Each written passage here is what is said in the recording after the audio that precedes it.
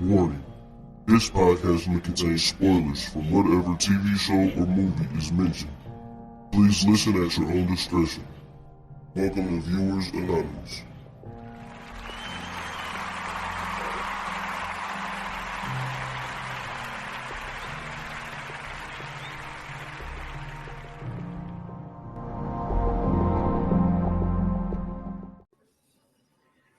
Yo, what's going on? I am Scoots Bronson. And I am S. Foster. And this is the Viewers Anonymous podcast. What's up with you, buddy? Can't call it, man. You know, another day of bullshit, man. Look, I'm gonna start. I might put a segment on here, man. Call that shit the FedEx Chronicles, man. I'm telling you. Oh no, I'm telling you, people wilding out here in these streets, man. You know what I'm saying? I got this one place. I go in there. I had to put the shit on the hand trucks. It's pretty heavy. It's probably about 30 pounds a box, right? So there's 3 of them. I'm rolling the shit in. This motherfucker, I go there like every day. This motherfucker gonna try to tell me today, hey, leave 2 of them up front and take 1 to the back. I look at this motherfucker like, I gave him that look like, really? He was just like, I take the top one and I take it to the back. like what kind of shit is? Yo, I'm telling you, man, people wilding out here. They be like they be testing me, and they be testing. Yeah, your only job is to drop that shit off, not organize it. Yeah, thank you. Why people wilding out here, man? But I'm alright, man. You know what I'm saying? Still getting some shit done behind the scenes and everything. But how about yourself, man? How you feeling? Man, I'm feeling good, feeling great, man. You know what I'm saying? Just chilling for the most part, man. Working on some stuff that I got that I want to do soon. You know what I'm saying? I know I've been talking about isolated society and coming up with stuff like that, but you know what I'm saying? The best thing about content creation is, you know what I'm saying, it's pretty much like a playground. You get to pick and choose what you want to do. And I got some pretty good ideas, man. I'm gonna try them out and see how they work and see what works, what doesn't, and we'll see what stick, man.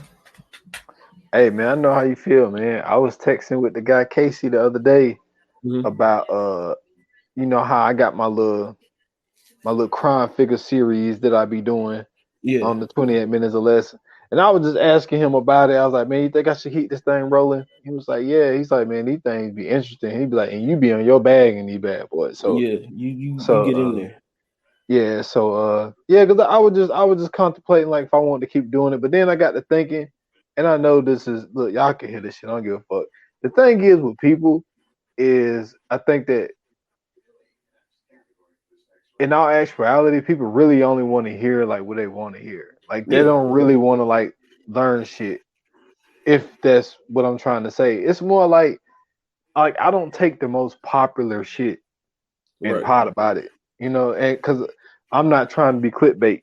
Like I do what I'm comfortable with and what I feel is good, and I think that you're interested in. Yeah, and I think that like I don't use, and which look, I could do it. You never know. I might, you know what I'm saying, give my perspective on someone like Frank Lucas. But the reason I wouldn't do Frank Lucas is because it's like 3 or 4 docs about him. There's a whole movie called American Gangster, so it's kind of like, why do him? So I try to do the other people that might heard about. Yeah, you know what I mean? So I try to do that, but just thinking out loud on the pod, man. Yeah, man, it be like that, man. You know what I'm saying? I think the beauty and the ugliness of, you know what I'm saying, doing this whole podcast thing is being able to do what you like, but at the same time, you know what I'm saying, trying to make it to where people are going to want to, you know what I'm saying, watch it or listen to it. Yeah. I think with a lot of people, you know what I'm saying, that's a battle.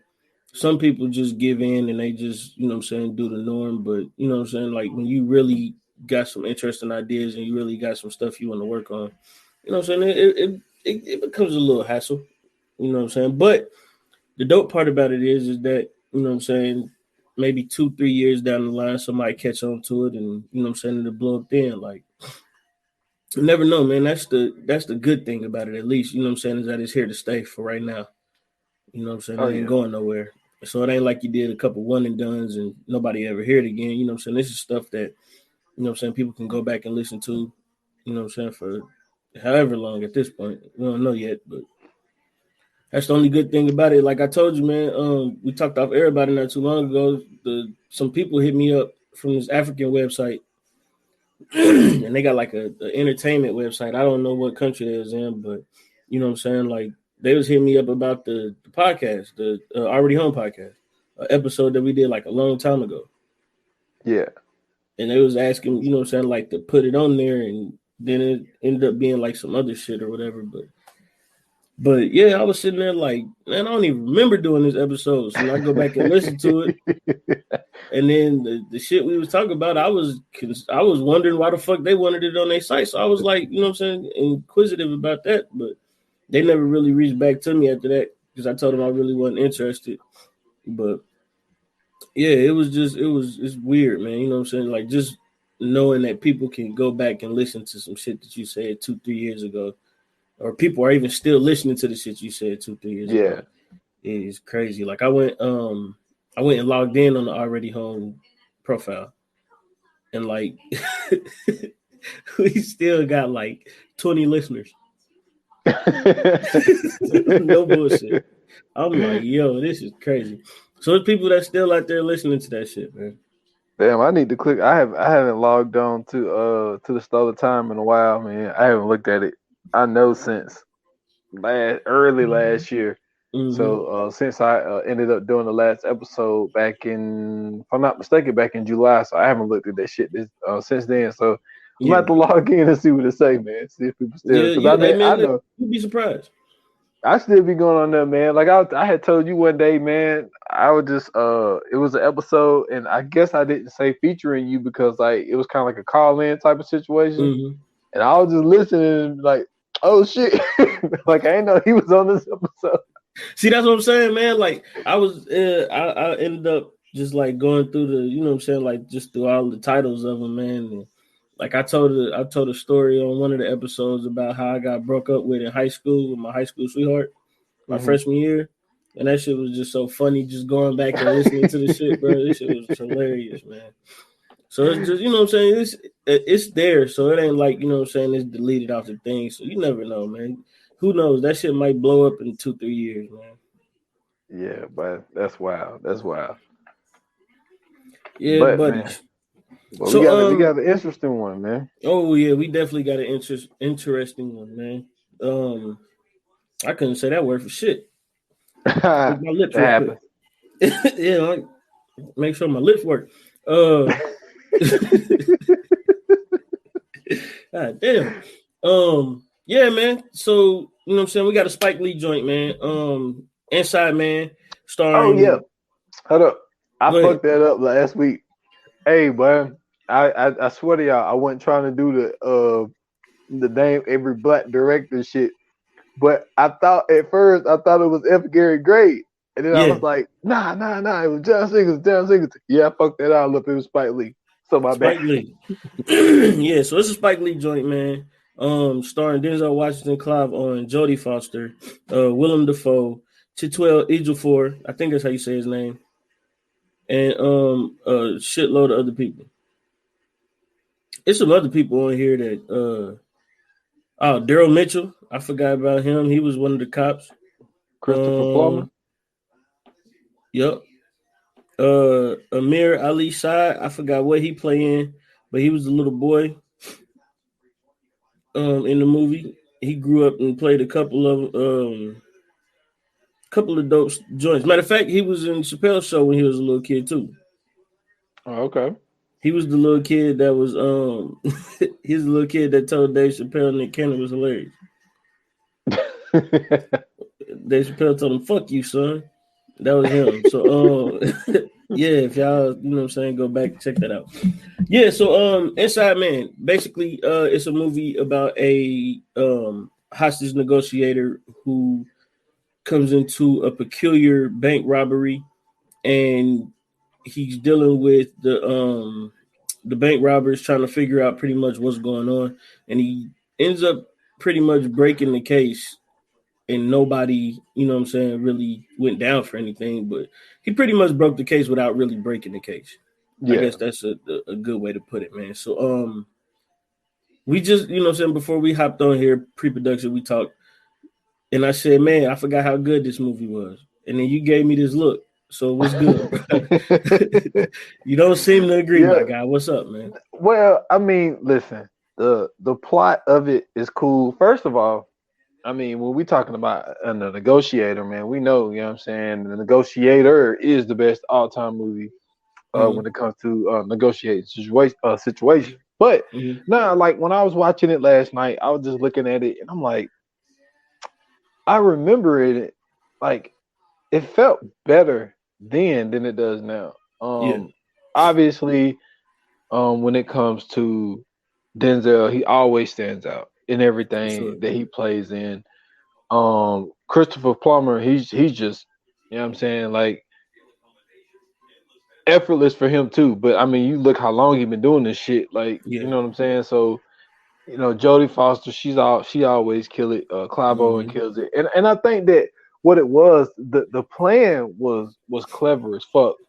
And I mean, how many times have we seen that? Wait a minute, no, you're not gonna do that. Clever. What?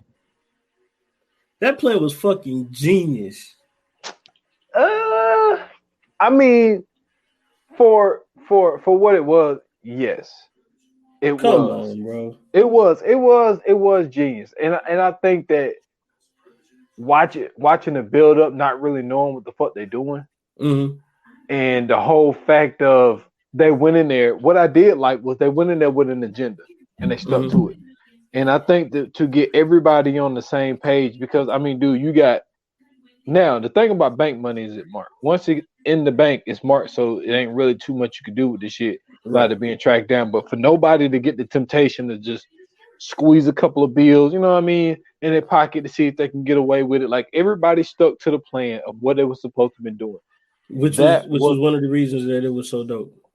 Yeah, like that part of it is dope. I just think that I just found myself, you know, not drifting off to sleep, but like, you know, looking off to the side, looking at my phone, like not really paying attention. Yeah, like it didn't pull my attention to the fact of like, well, I couldn't take my eyes off the screen. That's what I meant. No. Yeah, when I say so when I say is I forgot how good the movie was, I didn't mean in that way.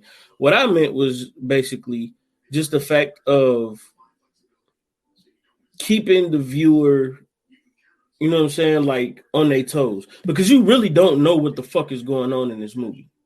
Yeah. All you know is that basically Mr. Case is talking to Mrs. White or Miss White, whatever. I don't think she's married, but Miss White, and he basically trying to get her to get down there and get whatever is in box 392. And whatever it is something super important to where it seems as if it'll break his whole shit. Well, the crazy thing is that the only thing I had a problem with pretty much was we still don't know why the fuck dude was after the goddamn shit in the box. Well, okay. This is my observation on it. Okay. So the whole thing with box 392, well, first of all, he wanted to have no record of it, so nobody would ever check it. That's number one, because he was connected with some Nazi motherfuckers, so he made money off the Holocaust. Facts. And he also took that ring that belonged to, you know what I'm saying, a powerful person. His quote unquote friend. Yes, and the diamonds. So nobody knew that he had these diamonds. And then plus, why? First of all, why would you keep that type of paperwork anyway? Like that shit needed to be shredded and burnt and whatever. Like I don't know why you would want to keep record of you making money from the Holocaust and swastikas all in your shit. But maybe if you're that racist, then maybe you want to hold on to it because that's how you felt. It's not the racist, man. It's the I'm a rich man. I can kind of do what I want. Like I'm sure dude with the money that he had thought nobody knew shit about this. But this dude did. Now, what I don't like the whole team did. Yeah, what I don't like is they never explain how he knew about it. Like how he knew about how Dalton knew about box 392 in the first place. It never explains to us how he figured that out. Right. And I don't know if he was connected to Mr. Case in some kind of way, or maybe that his grandparents was in the Holocaust and they knew about it. Like, here's my theory. Okay. The friend that he was talking about when he said he'd done a lot of people wrong, and then the ring, the Parisian lady. Yeah. I think that was either her son or her grandson. So how would they get the information? Like, now, when it comes to Detective Frazier, like, he went on and on and on after the case was over and found out that, yo, there's, like, we're missing one. It goes to 391 to 393. Where the fuck is 392? Why didn't a record of it? Right. Now, maybe Dalton was able to get this information that Detective Frazier got. Because, like, how did he know to go straight to 392? How did he know what was in that box? And so then he left the ring behind. So he never took the ring. Right. But I don't know if that was to fuck with Detective Frazier. Remember, it wasn't. It was never about the ring. It was about first off, it was about the information, because that was the first thing he did. He grabbed that file and he looked at it. Then they took the diamonds. And remember when dude asked him, he was like, "What about the ring?" He was like, "Nah, I left it in good hands."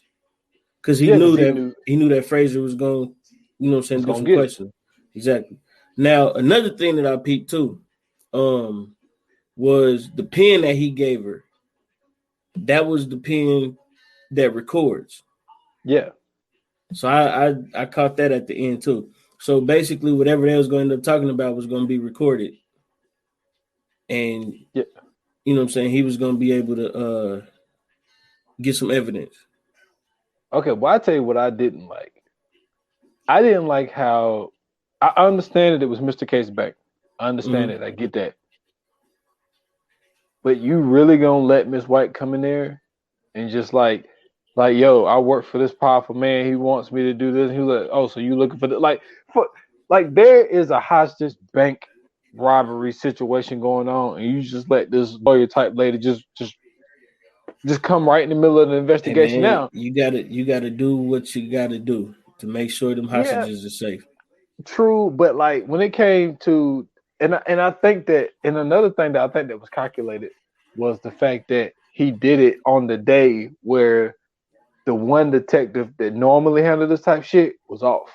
Because I think that he knew Detective Frazier had some shit with the check cashing place. You know what I'm saying? So I don't even think they had anything to do with each other. The reason I say that is for the simple fact of when the other guy had got Miss White and Detective, like when they was all sitting in the car, right? And they were saying that, yo, we can give you a promotion, we can make that one thing go away. The mayor, like, we can make all the other shit go away. Yeah. But this is the thing: if that other cop was working, he would have been like, look, I don't give a fuck what y'all got going on. This is my not investigate, but this is my negotiations. I'm not letting nobody in here. That ain't gonna happen. That's the mayor. I don't know, man. Like, I see what you said, but it's just like she said, they both said it. It's above your pay grade. Like, nigga, we really ain't even asking you. We telling you for real. Yeah, but I just thought that whole scene was just kind of weird. It's just like, I just don't see how. No, look, I'm not a cop, so I don't know how this shit goes. But I just feel like they're not just gonna let just someone just go in there and talk to a person that we're negotiating with, and for her to get that paperwork from the dude. And I thought that was beyond clever for the dude to get that paperwork, so the fact that dude can never go after him because he know that he could release that paperwork, and he know that would damage him. And also for the fact of someone, now look, we've seen situations like this before in like other movies and shit, but like for someone to just come here rich off the fucking Holocaust and able to start all these bank branches and become the billionaire that he became, it's just like, really? Like, I mean, Swiss Bank did it. They did it, and former slave owners did the same thing. You know what I'm saying? So it's just like, that's the one like fucked up thing about like America and shit. Hell, NASA did it too. Yeah, because they was using former German Nazi people. Yeah, You know what I'm saying? So they could Brown be the first to get to the moon. You say that they proclaimed that they did. So out of the way. They never. I don't say they did nothing. They didn't do shit. They ain't never been in the fucking moon, bro. Man, I like fucking with you on that. I know. But Listen. This is, and I say this 1,000 times into my last dying breath. How can you go to the moon, millions and millions and millions of miles away, on the spaceship carrying all of that fuel without blowing up or anything, and you can't even go to the bottom of the fucking ocean? That's all I'm saying. But you get to the goddamn moon? Nah, man. Nice try. hey, boy, you wild, but Just saying, nah, like it was to me, like to do that and to think it through the way that they did, to actually go in as painters, to go in, like, dude, it was just like they had this shit so planned down to the T, dude, to the point where it was just like to all of the shit that they took in the bank, they had to give him a week supply of water, food. You know what I'm saying? I don't know, a fucking bucket or whatever the fuck you use to piss and shit and all this type of shit. Like Mm-hmm. to take all of that, all of the shit that they need to repair that wall. They had to paint it. They had to build it. It was just like, and then for them to send the man, he wasn't Arabic. What was he? Damn, I forgot what he was. But a dude of another national, damn, if I could talk. Oh, you talking about the But dude with the with the turban on his cabinet on head. him? He was Sikh. Yeah, He was a Sikh yeah. Indian or Sikh. Some So people say Sikh. I heard it pronounced Sikh, but he basically I say Sikh sometimes unless I get yeah, corrected. But I heard it's pronounced Sikh. yeah. And to send him out there with the thing, and for them to hit them when they both trying to bug each other, they're Mm-hmm. smart enough to play a fucking. Oh, I haven't seen an iPod, and I don't know how long, but that was, Well, see, this is the but thing, right? And this is why I say that he was, for me, he was smart, but I think he just got in his head too much because he was saying little stuff here and there that was basically hinting at the fact that they know what the hell is going on every move. Because he was yeah, saying like, "Yo, it's like we both got the same playbook. They just know what we doing before we know what they doing." exactly. And come to find out, he realized that, you know what I'm saying, after somebody saying, you know what I'm saying, something about who's listening or whatever, talking to one of the cops or whatever. I will say this too. This is the most New York movie I've ever watched. Oh yeah, he had New This York. had every single New York stereotype in it. Dude, even the dude that ex-girlfriend, well, Mm-hmm. ex-wife or whatever, like Mm-hmm. he is a fireman. He was a fireman in New York. Yeah. He was in all that 9/11 shit.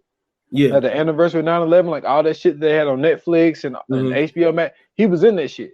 Okay. So like it was like, and the dude that had the turban, he was Yeah. in the 9/11 stuff as well. So Spike, there was just people that I'm pretty sure Spike Lee probably just like, Oh you no, for know, sure. Yeah, like I yeah, mean, like Spike Lee from New York, Denzel from New York. Like this is all the most New York.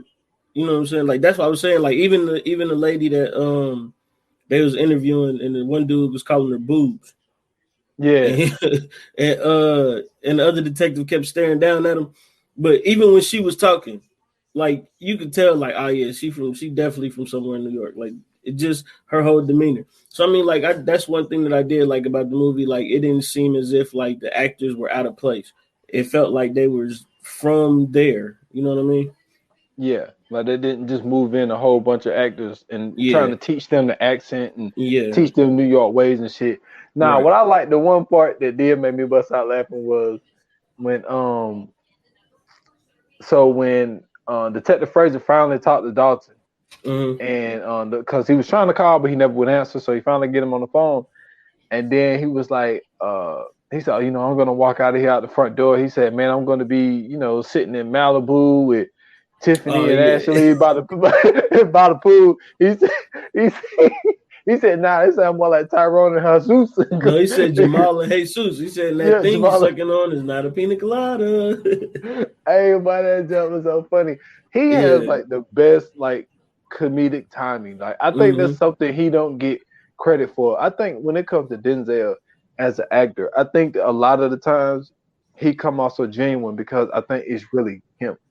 And a person who I think that they are a great actor, but like people think that he's starting to take a slump. But like when you when you listen to Denzel and the way that he talks, like a lot of the times it mirrors the person that's acting. But the person who don't do that is Will Smith. Like when you hear him talk, he don't even sound the same. Like his cadences ain't even the same. Like he talks different.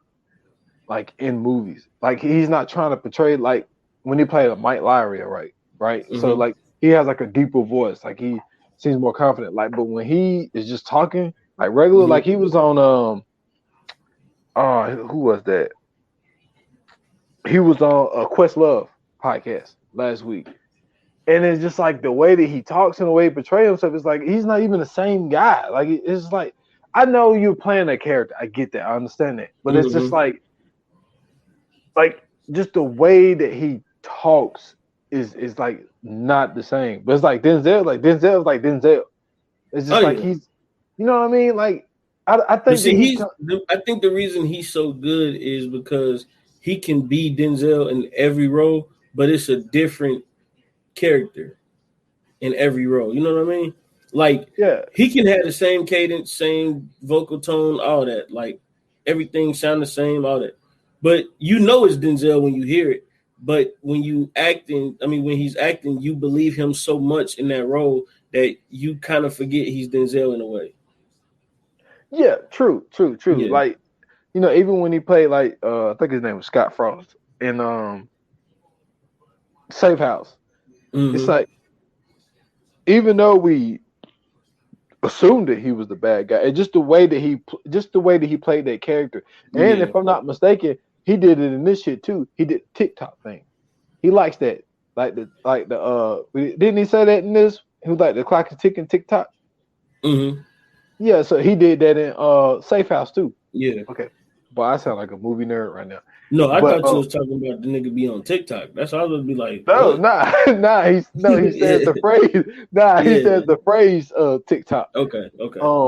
But no, man, it's just like how that came off and like just the way that he said it, it was just like, yo, but this dude, he's just so genuine when he does stuff and when he says things to where like it always comes off as like, dude, he seemed like he might be the coolest guy to hang around with. Like as much as I like Will, but like when I like heard him on Questlove, it's like I don't think I want to hang out with him. I mean, I've heard some stories about Will Smith that people think that he's like this giddy type dude, like, you know what I'm saying, like real, you know what I mean, soft spoken, you know what I'm saying, not so tough person. But I've heard some things about Will Smith from old cohorts on interviews that might change your mind. Like they say that nigga is really like Philadelphia to the core. Yeah, they said like he's one of them niggas that like if when the dog missed the frisbee at the Eagles game, like he'd be the one booing the dog.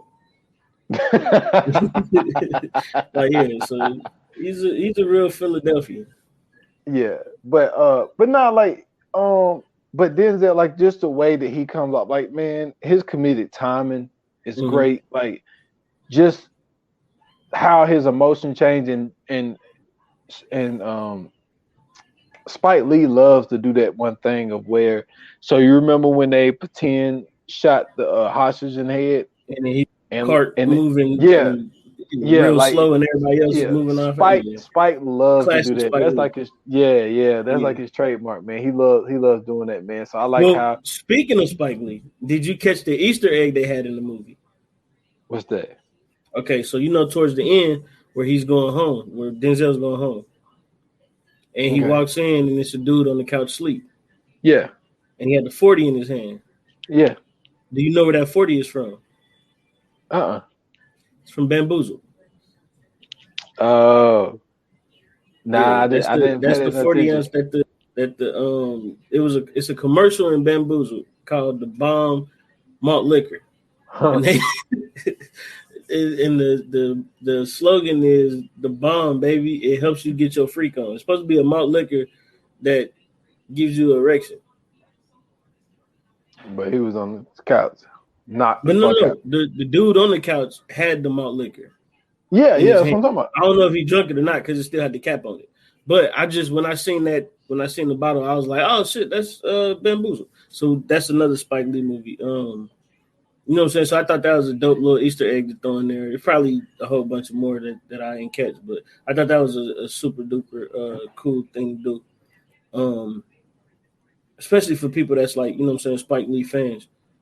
So the interactions between I don't want to keep saying Denzel. Let me get his name right first. Detective Frazier.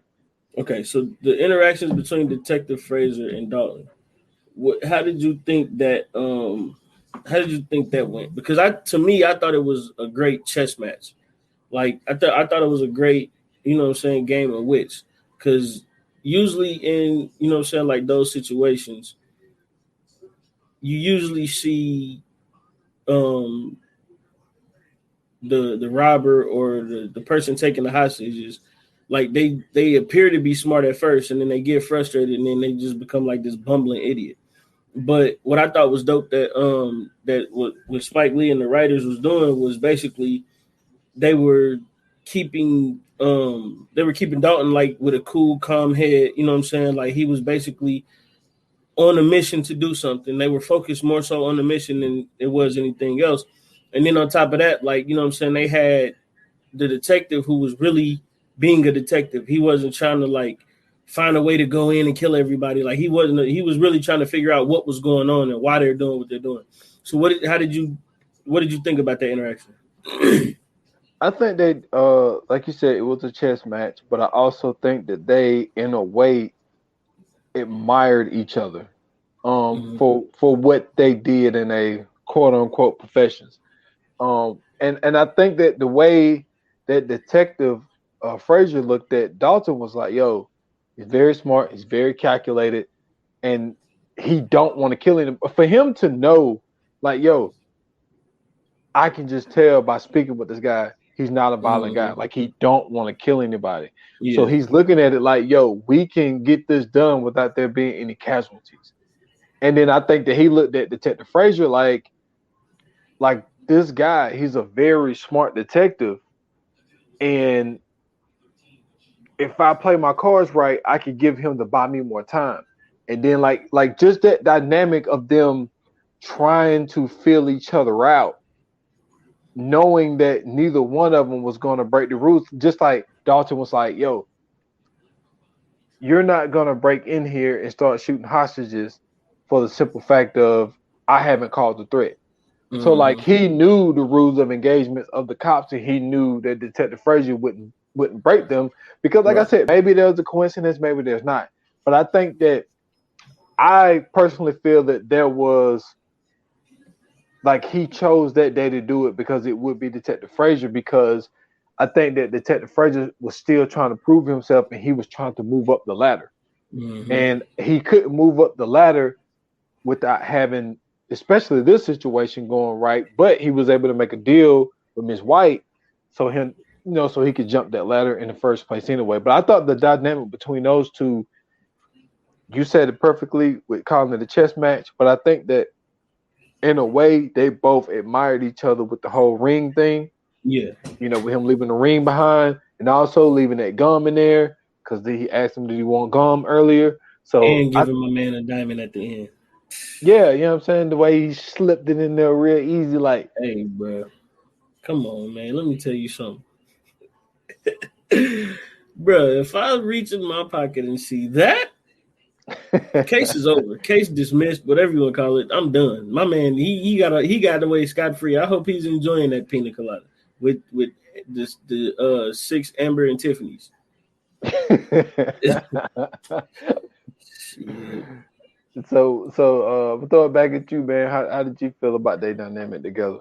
I enjoyed it, man. I thought, to me, that's what made the movie. You know what I'm saying? That's what it. To me, that's what kind of gave the movie that flair. You know what I'm saying? Like it was the tension between those two, and it wasn't like a weird tension at all. It wasn't like a hostile tension or nothing, but you could kind of see, like you said, you put it best, that they were filling each other out. They were trying to see, you know what I'm saying, what move the next one was gonna make, trying to see it before you know what I'm saying, they made the move. And you know what I'm saying, chess match is the best way to put it. You know what I'm saying? Like the fact that they were smart enough to, you know what I'm saying, bug the top of the drawer and send it out. Or, I mean, bug the drawer and then send it out, and so they could listen in on what their moves were. Or the fact that they thought that, you know what I'm saying, sending in a bug in the pizza boxes was going to help. You know what I'm saying? Like, it was basically a back and forth of just like, you know what I'm saying, like real thoughtful tactics. But to me, I think that all in all, Dalton, of course, got the W because first and foremost, the team got away scot-free. They got what they was looking for. They got rich off of it. But the to me, the best part about it all was that he devised that whole plan the way he wanted it to go, and it went that exact way. Yeah. The fact that he told him, like, yo, I'm gonna walk out of here whenever I want to. And then literally walked out whenever he wanted to. Nobody knew what was going on. Nobody knew the difference, none of that. The fact that he was smart enough to dig the hole or start digging the hole and then basically hide behind the boxes so that way they'll think that they're trying to dig them out. They wasn't going to look nowhere else because once you see that, you know what I'm saying, you pretty much think, well, that's what they're trying to do. They're trying to dig themselves out. Then, you know what I'm saying, once everybody leaves, you just pretty much just sitting back there living lavish until it's time to go. I don't know about lavish, but come on, man. I mean, in that situation, that's lavish. Think about that. You got a SWAT team looking for you. You got regular police looking for you. You got detectives looking for you. They right there by you, like literally right there by you. If they move anything off the shelves, if they change anything, you could possibly be found.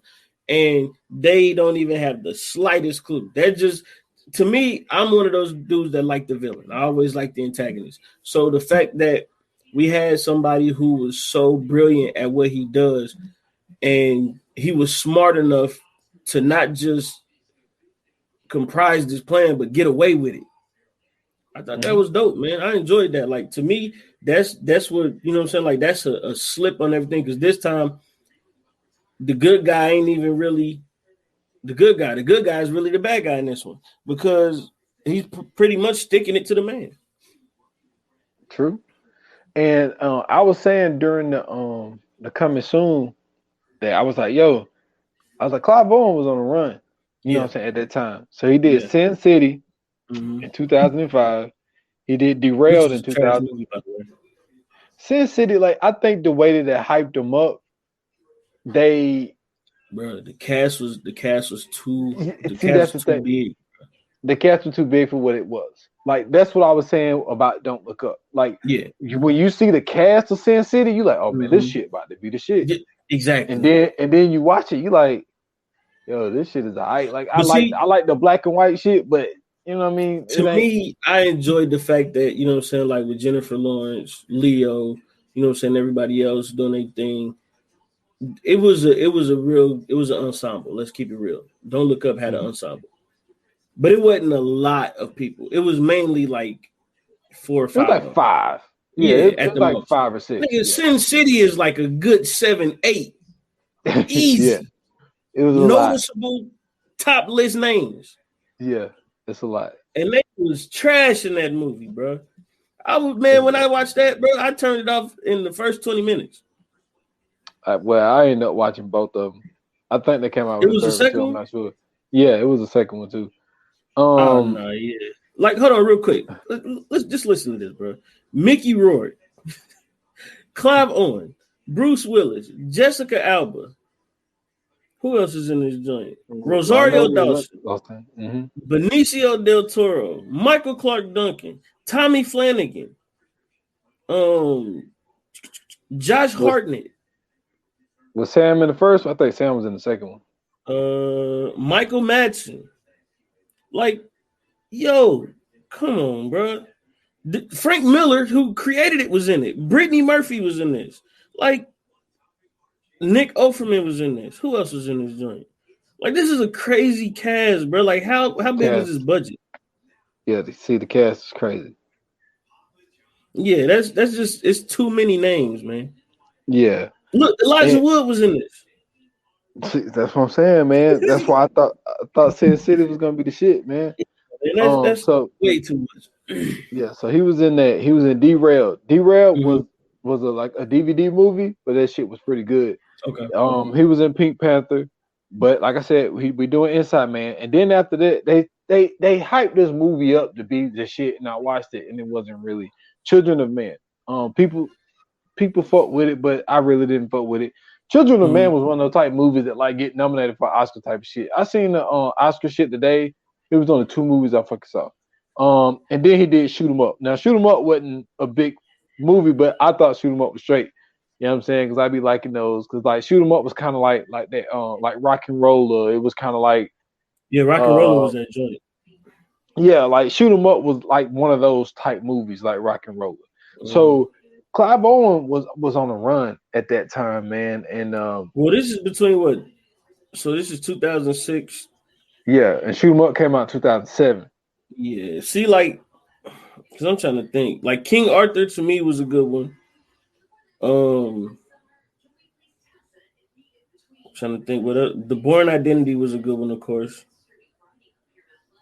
And like to me, that's pretty much the only ones he was in that was actually like worth watching around that time.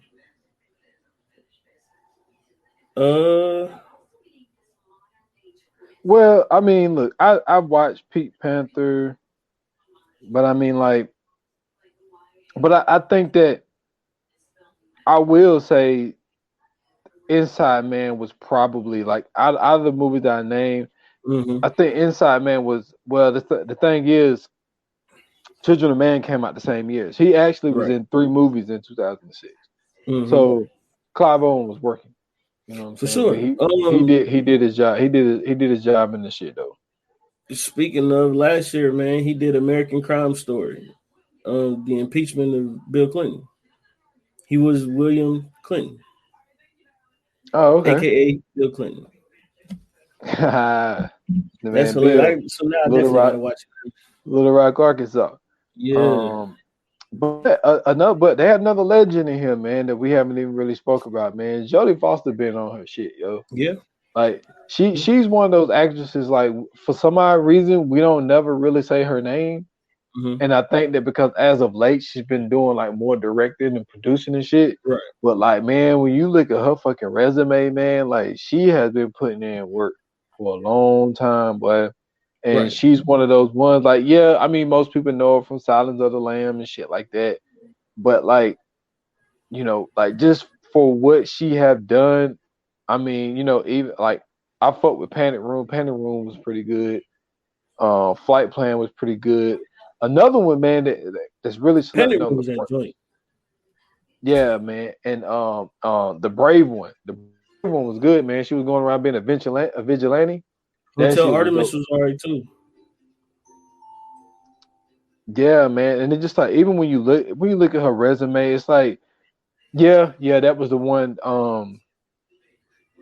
Man, had your boy in it. Well, everybody, there was a lot of people in that shit. It was a group of them in there, but she was the nurse. Yeah, she was the nurse. I mean, man, she do got a nice resume, bro. She was on X-Files. She was on Frasier. Speaking of, oh my God, I forgot Silence of the Lambs. Yeah, Silence of the Lamb. Yeah, I said that. Man. Yeah. I gotta go back and find out where I could watch X-Files.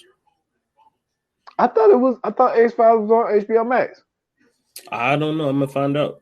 But if it is, I'm definitely gonna rewatch that. I thought it was. I felt like I saw like that was something that they had, and because you know HBO Max got like those different categories, like they got the DC shit. Yeah. I think TMC. I think like they got like little stuff like at the bottom, like all the networks. It's like They under say like it's the on umbrella Hulu. type of shit. Yeah. I could be wrong, but I thought it was on there. But nah, man, Jodie Foster, man, she killed what she did as well, man. For sure. She's definitely a veteran in the game. That's just, I mean, I like, mean, bro, listen. She got a hell of a resume. I mean, Willem Dafoe, bro, he got a hell of a resume. yeah, Like, nigga was in Spider-Man. man, fuck But that, he was man. old though, and still Yeah, he in was old. Spider-Man, bro. Like, Listen, man, for real, for real. He man, been doing it for a minute. this dude was in Platoon, man. That's all need to be said, man. Like, Yeah. man, Tobias. No, it wasn't Tobias. It was fuck, I forgot what his name was. But that's my shit right there, but He was an Platoon. Aquaman, bro. Yeah, he was like but he's in that I was about to say Marvel Universe, but he's in the Marvel Universe, but Shit, he's he in that in superhero. He's in that's what I'm saying. Like he's in that superhero shit, man. Because man, he got this face, man. Like it's like a villain. yeah, he looks like a fucking villain. Like But and if you into anime, you know what I'm saying? He did the voice of Ryuka with on Death Note. You know what I'm saying? That was on Netflix. He did Finding Dory. Let me see. He was in John Wick. He was in. He been in some shit, bro. I'm trying to find. Oh, he was. I forgot about John Connor. He was in John Carter. He was in John Carter. He was in the Boondock Saints, of course. Daybreakers. I don't know if anybody ever seen Daybreakers, but that was actually pretty good. That had it was him and Ethan Hawke, and they was oh yeah. I seen that. I vampire. seen that. That was Yeah, I pretty seen that. good. I had that on bootleg. Trying to see, man. What else was he on? He was on a whole bunch of joints though. He was in Triple X. He was in The Aviator. The Life Aquatic with Steve Zissou. He was in James Bond. Oh, that's the video game. I'm sorry. Once Upon a Time in Mexico. The Reckoning. I mean, this is a shitload of. American Psycho. I already said Boondock Saints. He was in Speed 2. Well, that shit was trash. What did he do in Speed 2? Speed 2 was I don't know, Speed 2 was trash, man. That shit was Why so was it a bad. speed? I forgot he was in Mississippi Burning. But why is it 2 speeds? Man, this is what's so stupid about it. So Keanu Reeves didn't do Speed 2. So they brought in another dude playing the same character, but you still had fucking Sandra Bullock in it. It's like, come on, man. That shit was so trash. And then it was Speed 2 on a boat. Speed 2 was on a boat, my guy. I mean, it was more like a yacht. I mean, it wasn't just a small boat, but like, what are we doing? What are we doing on a fucking yacht? How were we supposed to stop the yacht? I'm lost. No, it was more like a cruise type of thing. It was stupid. It's cool, bro. And then I hope I'm pronouncing this right. She would tell Ejiofor. Oh yeah, listen, I don't know how to say his name, but yo, that dude, even when you look at his resume, like he is crazy. Like, bro, the old guard. I mean, listen. He voiced Scar in the live action Lion King. Doctor Strange, of course. 999, Secret in Their Eyes, The Martian. 12 Years a Slave. Salt, 2012. American Gangster. Of course, Inside Man. Somehow he was in Kinky Boots. Four Brothers. That nigga was in he was in 8 Mile. Damn, he was in 8 Mile, wasn't he? He was Papa Doc. He wasn't Papa Doc. No, he wasn't Papa Doc. That was Anthony, what's his name? Mackie. That was Anthony Mackie. I'm tripping. I just seen Anthony Mackie. That's what made me think of that. He was in Amistad. Damn. He wasn't Amistad. That's crazy. Nah, dude, I'm gonna tell you something though. You skipped over one, but you probably never seen it. It's a dope ass movie, and it's under the radar. Slow Burn. Slow Burn. Y'all don't think I ever seen that. Slow Burn. Listen, Ray Liotta, LL Cool J, Mekhi Phifer, Guy Torrey, Tay Diggs. Like, it's a lot of motherfuckers in it, man. It's a really, really good movie, man. Damn, who's it? Talk to Me? Yeah, that's what I'm saying, man. It was a pretty good one. Yeah, Slow Burn is a really, really good movie, man. It really is. Like he plays like a reporter in this movie, and but like yeah, but like he was like, okay, I won't say what it was, but nah, Slow Burn is a really good movie. The first time I ever really seen him or he really caught my eye was in Four Brothers. Okay, like that's when I was like, oh, okay. And just the role that they had him play Victor Sweet, that shit was funny. Yeah, have a man eating off the floor. Him and his girl. Him and his girl. He was hungry, but he like, you hungry? They eat. That was crazy. Hey, man, she said that's bullshit. She said, get down there and share a meal with your man. Everybody, that shit was crazy, but ain't no way. I don't give a fuck, man. Yeah, I don't care who you is. I'm not eating off those goddamn floor, man. Fuck you that. got to kill me, big dog. Nah, I'm not doing that, man. Fuck that shit. But but nah, man, the casting and shit was good, man. But you know why I said F. Gary Gray? Why? Because F. Gary Gray did The Negotiator. Okay. That's why I said that shit. Okay.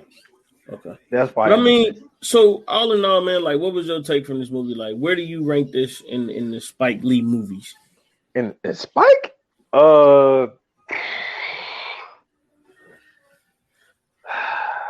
Probably, somewhere like top 8, somewhere up in there.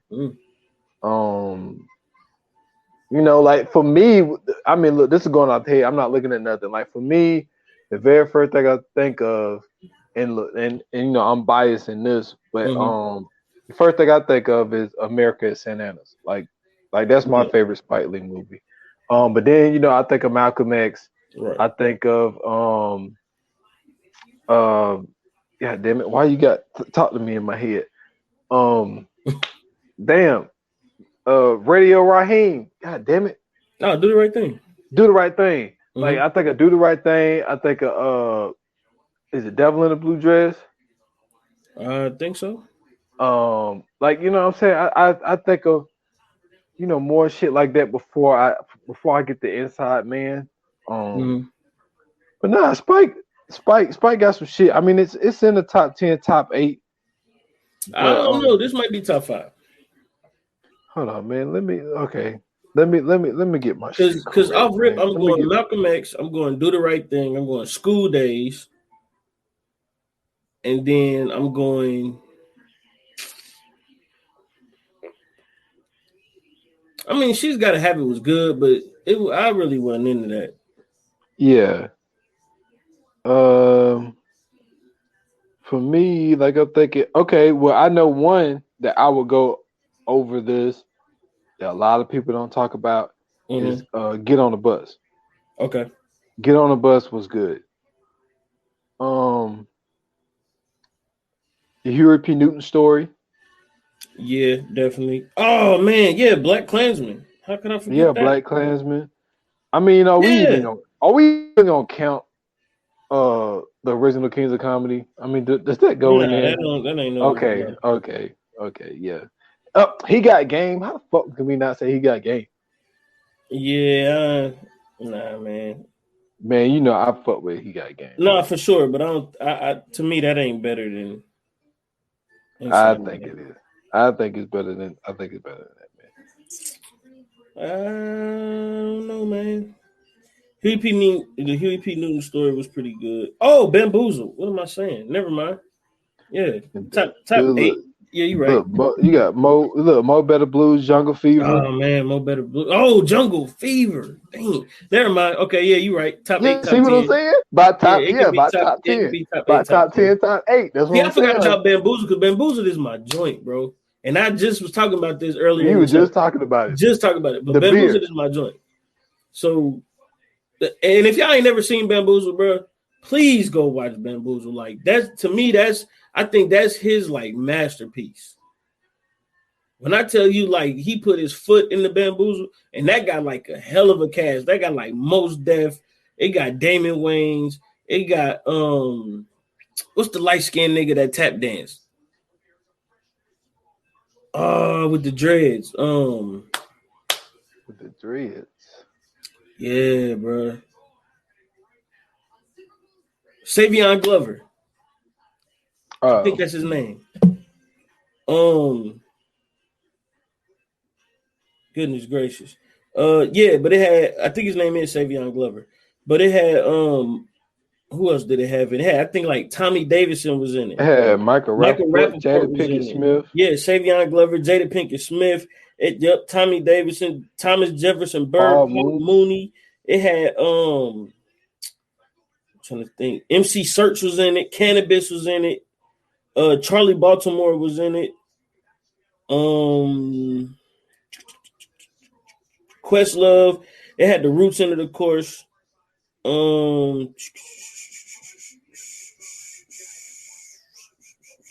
Johnny Cochran. Al Sharpton. Johnny Cochran Jr. Yep. Al Sharpton was in it. Bro, it had a shitload of motherfuckers in here, bro. It was a bunch of people doing like like guest spots for real. Mm-hmm. But as far as like the actors go, like they did a great job putting it together. But Thomas Bird, that's the dude that did that's the dude I was talking about that did the commercials. Oh, okay. The bomb commercial. But the funny part is before that they had a parody of Tommy Hilfiger. Mm-hmm. So his name was Timmy Hillnigger. and they had Paul Mooney singing the hook. Singing the jingle. So hey, listen, go watch Bamboozle, bro. I promise you will not be disappointed, bro. Bamboozle will make you rethink everything it is about entertainment, bro.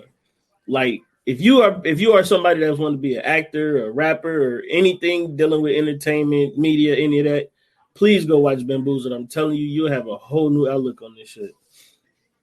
But yeah, Spike Lee is the fucking man, bro. That's it. To me, that's his masterpiece, bro. But Inside Man, bro. What's your final thoughts on the movie? Well, I put him in the Fire Flames. Okay. I'm gonna be honest with you. My final thoughts was it should have been a part 2. It was definitely should have been a part 2. It is a part 2. It's on Netflix. Inside Man 2? Yeah. Don't play with me, bro. I'm about to go I'm watch it. I'm not playing with you, man. I didn't know this. How did I know this?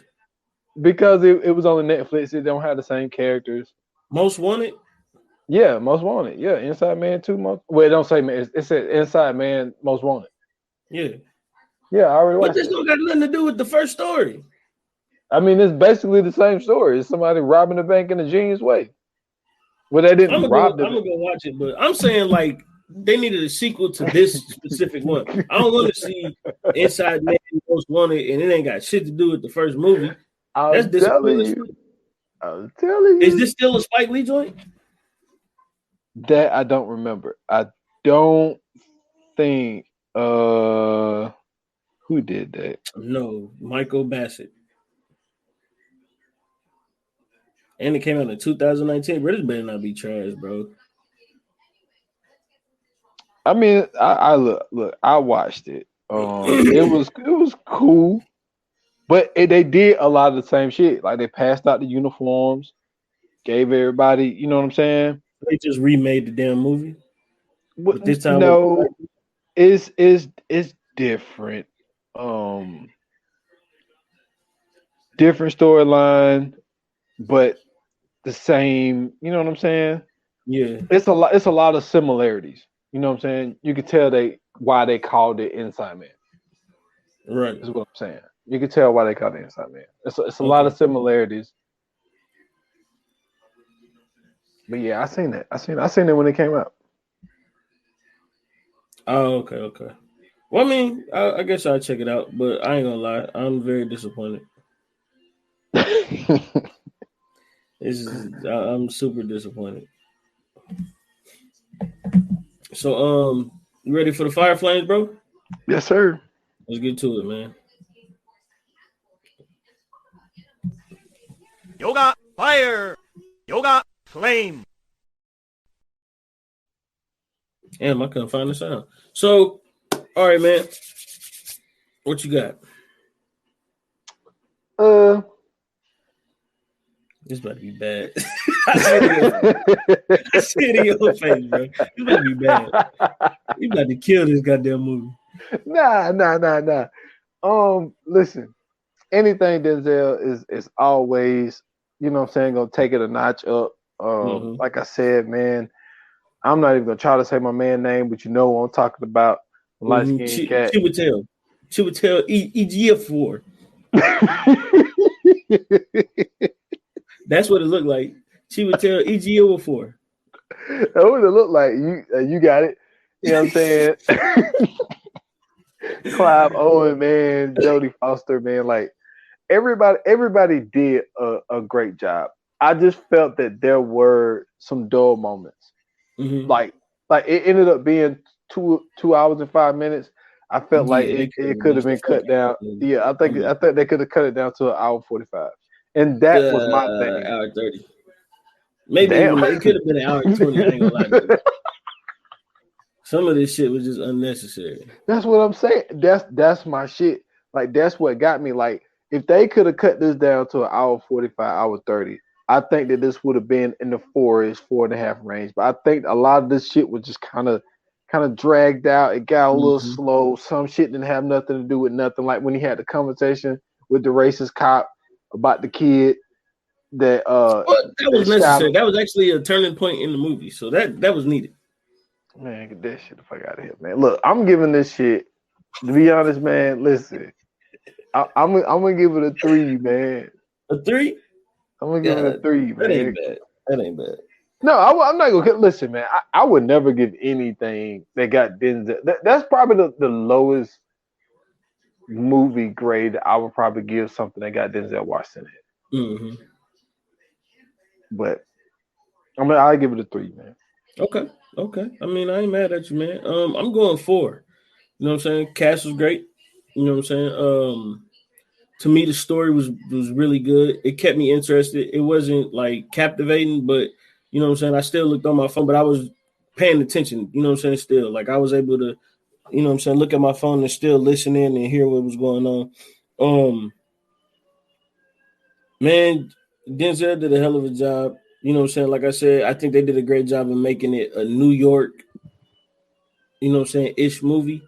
And then not only that, like just even bringing up the fact that 9/11, you know what I'm saying, had just happened not too long ago. So, you know, when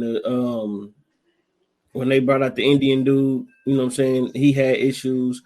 And then like even when the cop was like, oh shit, he's Arabic or some shit he said. Like that shit was crazy, bro. But yeah, so you know what I'm saying? Like just the tensions that people was into it around that time, the shit that was going on around that time. And then you know, like Willem Dafoe said, like, my nigga, 9/11 just happened, and you expect these motherfuckers just to give up the motherfucking plane? Like, come on, bro, that shit ain't about to go down.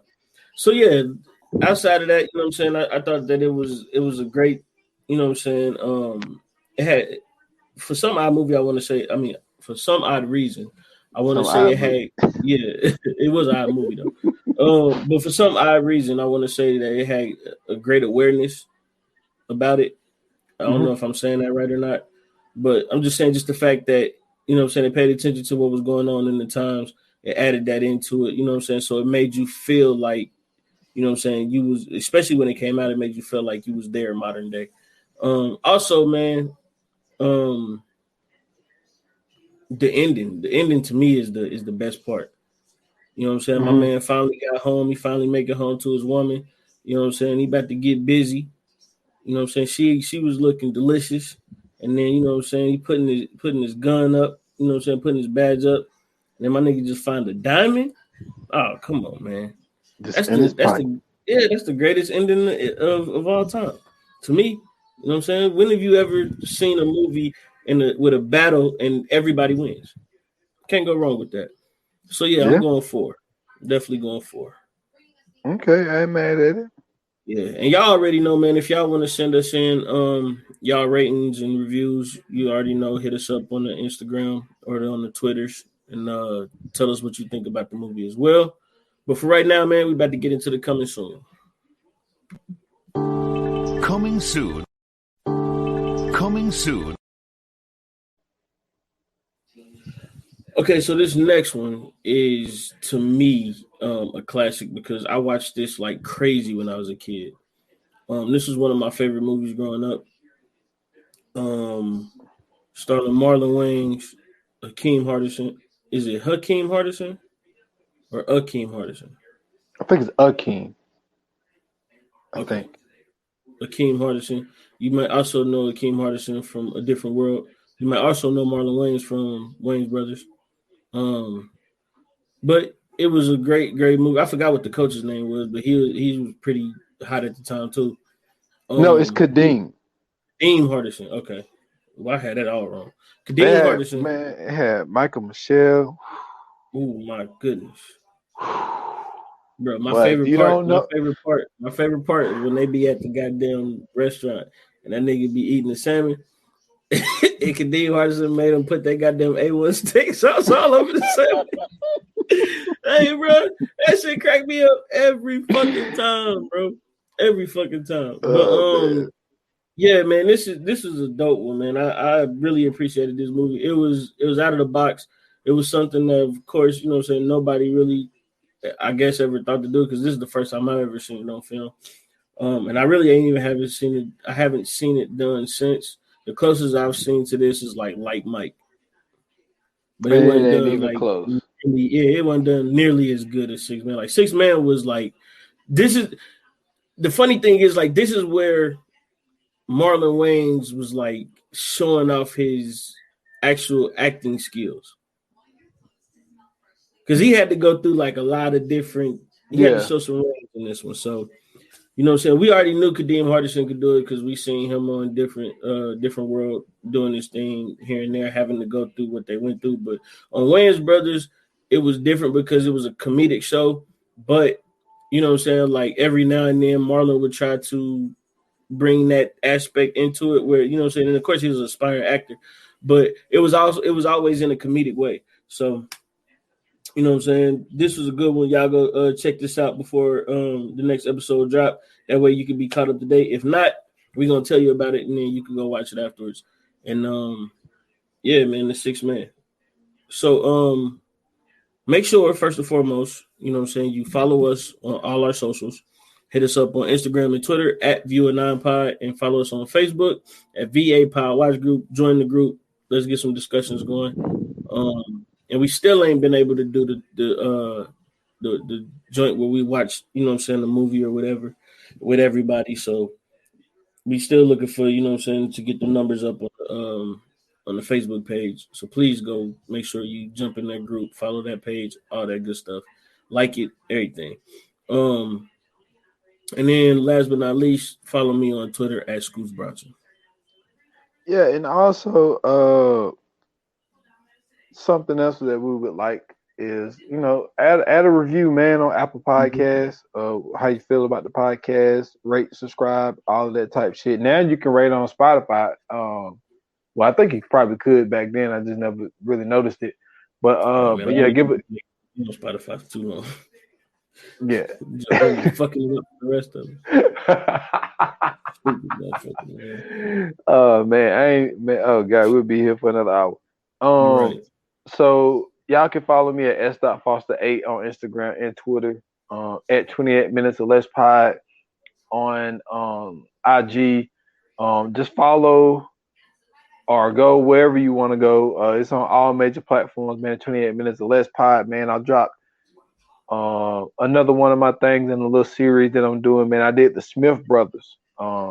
They was causing havoc, man, out in San Francisco with George Turner, one of their friends, man. They was committing these robberies and heists, man, back in the 90s and shit, man. So go check out that episode that I did on them. That was episode 72, I think. So yeah, holla at your boy. For sure, man. Thank you guys for listening. Thank you guys for tuning in. It's always greatly appreciated. The support is always needed. And like they say in Hollywood, man, that's a wrap. Good.